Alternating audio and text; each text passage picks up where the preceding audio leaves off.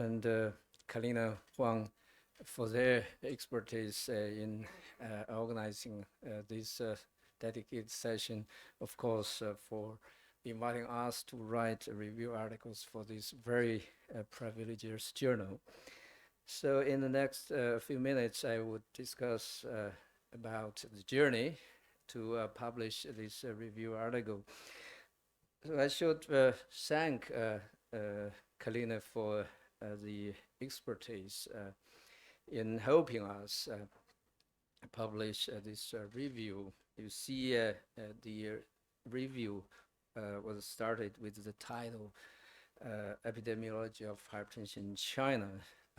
Myself, I'm a physician, so we are also interested in treatment initiatives. So finally, the review was entitled Hypertension in China, Epidemiology and Treatment Initiatives. So that's a very good suggestion from Kalina. So I would very briefly discuss epidemiology of hypertension in China in the next few minutes. As you may see, in China, in the past about 50 years, the prevalence of hypertension increased about 5 to even 10 times, mainly because of the increased life expectancy from about 40 years to the current 77 years. But the other major influence is a lifestyle change. As you may see, there was a big change from 1991 to 2012 in all age groups. So you see, especially in those middle age groups, you see a very substantial increase in the prevalence of hypertension. One of the very important issues in China is about stage 2 and 3 hypertension. You see, in China, the prevalence of stage 2 and 3 hypertension was also quite high and increased substantially in the past about 20 years. So you see in those people over 65 years, the prevalence of stage 3 hypertension was even up to 5%. That's also why in the Chinese hypertension guidelines, we continue to classify hypertension into these 3 stages, stage 1, 2, and 3. And if you look at the geographic map of China with regard to the prevalence of hypertension, you see in many years we reported higher prevalence in the north and in western part of China, but over the years you see it changed substantially. You also see very high prevalence of hypertension in southern China provinces. You see the Cantonese province and also Yunnan province, actually they had very high prevalence of hypertension. And with regard to risk factors of hypertension in China, we first look at sodium and potassium. They are the well-known and most important risk factors for hypertension.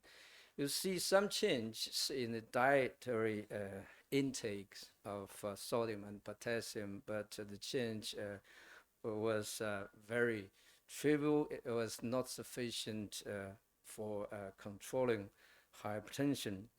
And we also look at fat and protein intakes. You see substantial changes in the past about 20 years, and especially fat intake increased quite a lot. And we also look at physical activity and sleep duration, because in China, and physical activity actually decreased substantially. You see, if you compare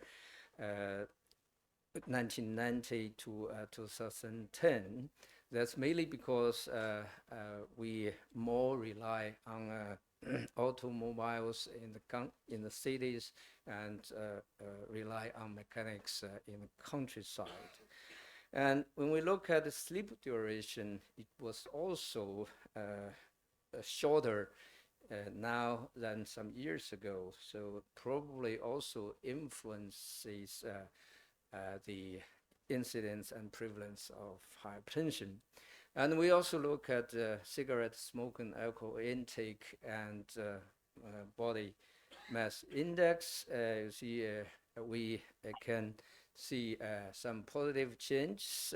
Both cigarette smoke and alcohol intake decreased in the past years, but the prevalence remain in a very high level if we compare these prevalence rates with the data from North America or European countries. And the prevalence of obesity and overweight increased a lot, mainly because the calorie intake increased too much in the past years.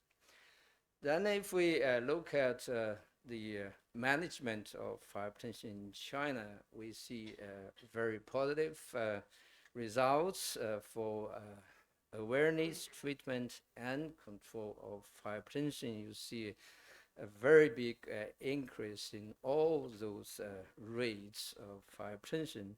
But in the meantime, we can also see problems. You see the awareness and treatment rate remained very stable in years, but if you look at the control rate in those treated hypertensive patients, actually it was only from 25 to about 40%. So it means that we still have to work very hard in improving the control rate of hypertension in those treated hypertensive patients. That's why we are very interested in writing something about treatment initiatives. One of the major initiatives is the writing of hypertension guidelines. Over the years, we published several hypertension guidelines. We tried to improve the management of hypertension by use of these documents. And we also initiated some special activities in blood pressure measurement. As you may see, it is the main measurement month project. It is a worldwide project, but we did the work since 2017, and we measured blood pressure in more than 1 million Chinese people in an opportunistic screening project. And we also reviewed this very important study on the salt substitution in blood pressure control and in the prevention of cardiovascular events. As you may see, if you substitute sodium with potassium in the dietary salt, then you can substantially reduce the risk of stroke and other cardiovascular events. And in the meantime, Professor Wu also did another study and published the results very recently and showed a very significant blood pressure lowering effect with salt substitution.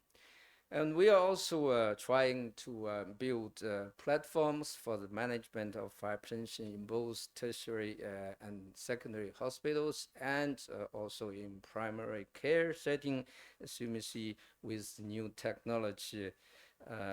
On the left hand, that's the mobile phone, and on the right hand, physicians can utilize this platform to have interaction with the patients.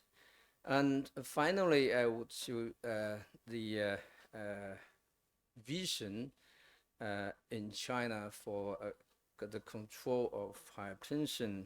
A few years ago, we set up this goal for blood pressure control in China. What we want to achieve is 70% of awareness and treatment rate in the Chinese adults, and we want to achieve a 50% of control rate in all hypertensive patients. Thank you very much.